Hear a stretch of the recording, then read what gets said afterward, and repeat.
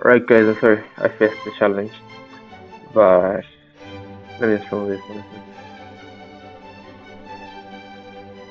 Alright, so we made the string called content, and we're going to use that to store the contents of our text file. I'm just going to say input file. What did you call it? Content. Sorry. Input slash content. This means get what's in input and store it in content. Then you can use the CR to print it out. So just say content. It's a certain empty line at the end.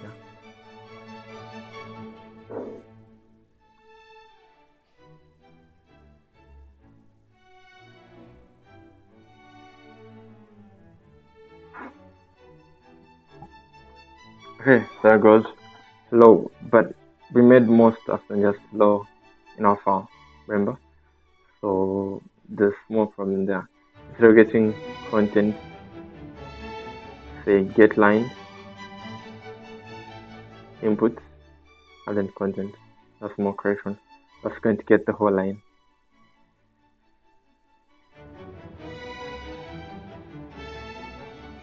And remove this.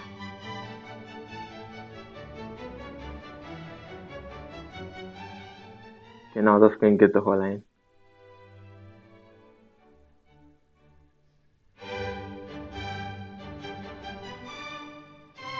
Compile that.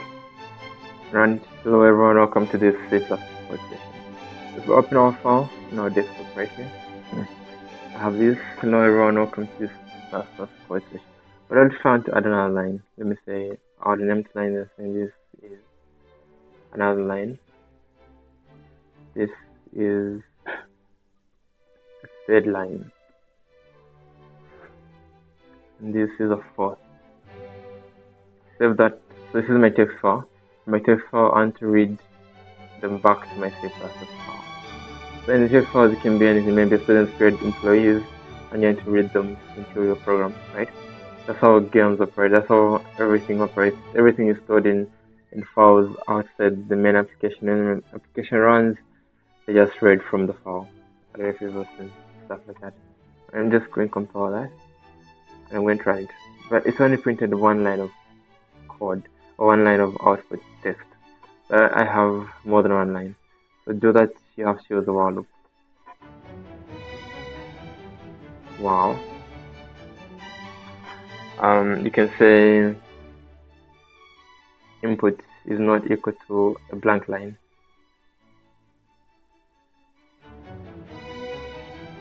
You can say or equal to now.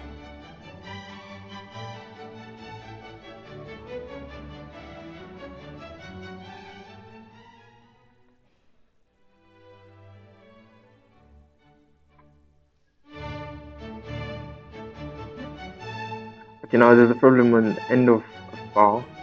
It's actually a problem. How do you find the end of a file? So some programmers like to put some weird looking number maybe at the end of the file. Okay, maybe let's call it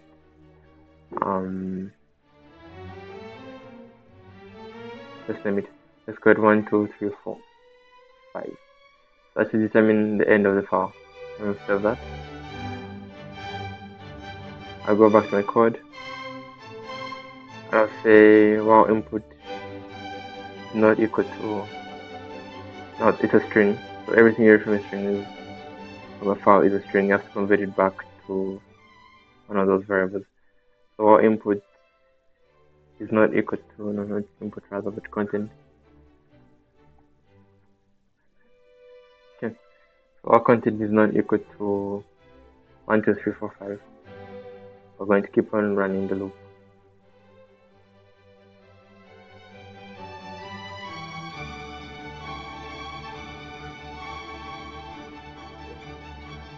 Alright, there goes. Hello. Welcome to this C++ code session.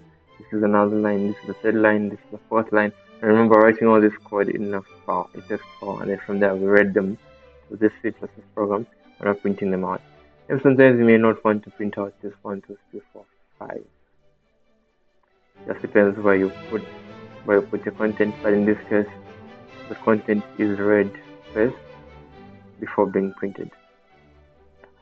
But if you don't want to do that, if you don't want to print out that, you can use the dual loop. So dual loop just works the same as while loop. So I'm going to say do this. I'm going to print out that.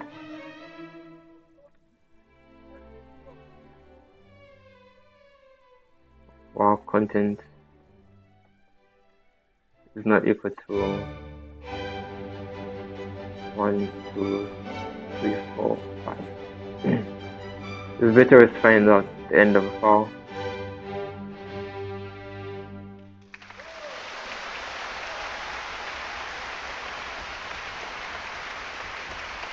We have column here.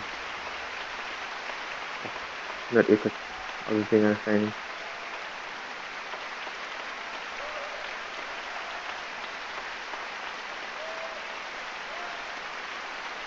I have another problem here. Of course I don't need that.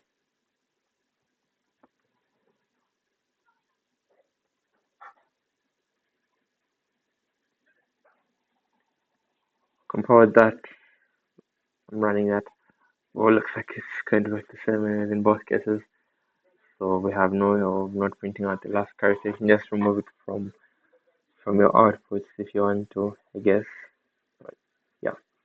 Or maybe you can avoid it. You can avoid it if you want to. You can say if this is programming where you use different things together, different concepts. If content is equal to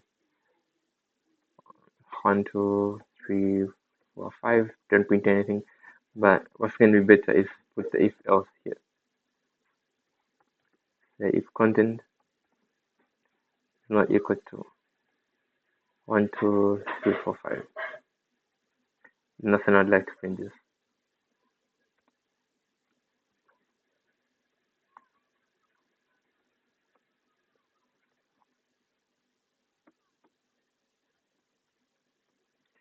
Okay, let's just remove that.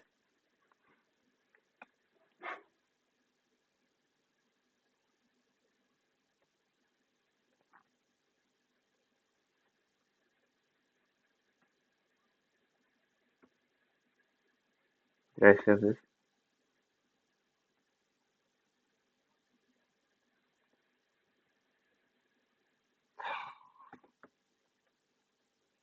Oh, because I'm using a dual loop.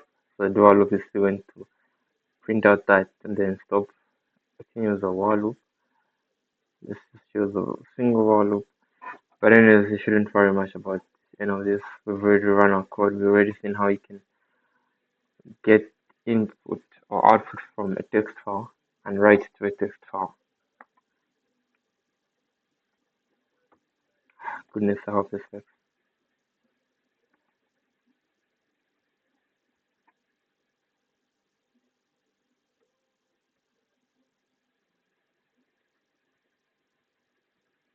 I'm saving that and running that. Okay, it looks like it doesn't work. It's working. I didn't want to print out this last line. Looks like we don't have an option. We just have to traverse the whole thing. Anyways, I'm sorry for that. But yeah, I just have to traverse the whole thing, I guess. Now, sometimes you may want to, let's say you don't want to put something at the end of the file, but you still want to end the file, right? You still want to read the whole file. So I may not want to put this. Okay, I remove the 1, 2, 3, 4. So here I'm just going to check if my input file is still good. So just say, just going to remove this.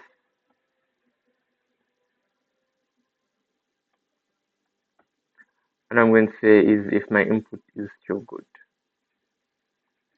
So while input is good. Yeah. Like if it still has more lines to read, then it's going to traverse the loop. This is the more advanced way of reading. So depends on what you like. You can add something to stop. And that goes up to the end of the file. I'm just going to kill that terminal.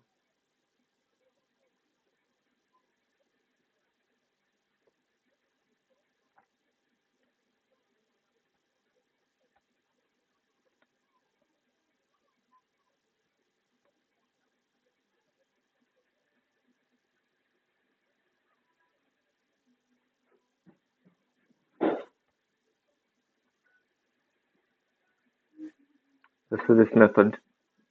And guess what? It's another programming language. Let's see if it's going to work in C++.